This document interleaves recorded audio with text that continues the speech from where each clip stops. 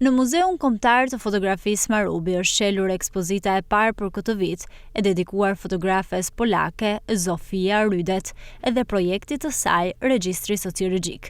Ekspozita sjell një nga sipërmarrjet më të rëndësishme dokumentare të fotografisë të shekullit 20, të nisur nga Rydet në vitin 1978, kur ajo vendosi të dokumentojë jetën e përditshme përmes brendësisë së shtëpive. Për afër 3 dekada, ajo realizoi mira portrete në ambientet familjare, duke krijuar një arkiv të pasur që pasqyron kulturën, identitetin dhe transformimet shoqërore të komuniteteve të ndryshme. Në këtë ekspozitë ajo paraqiti rreth 100 fotografi të përzgjedhura nga një fond prej rreth 20.000 imazhesh, përfshir edhe ato të realizuara në Shqipëri.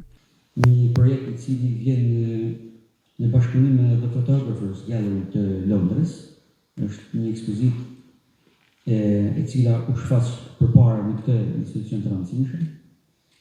Një ekspozitë realizuar në bashkëpunim me Fondacionin Zofia Rydet, edhe gjithashtu me Adam Mickiewicz Institut, edhe me 2 partnerë tjerë mjaft të rëndësishëm, me ambasadën e Shqipërisë në Poloni, edhe me ambasadën e Polonisë në Shqipëri, të cilë kanë luajtur ato një rol të rëndësishëm.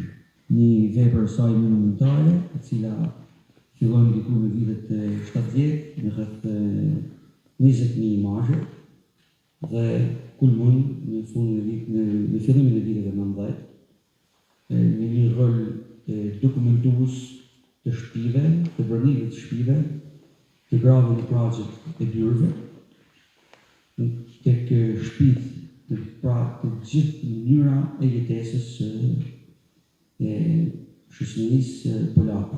Kjo ekspozitë do të qëndrojë hapur për vizitorët deri në muajin qershor, ndërkohë në ditët në vijim pritet të qelet edhe ekspozita e ekspeditës etnografike të Rok Zojzi.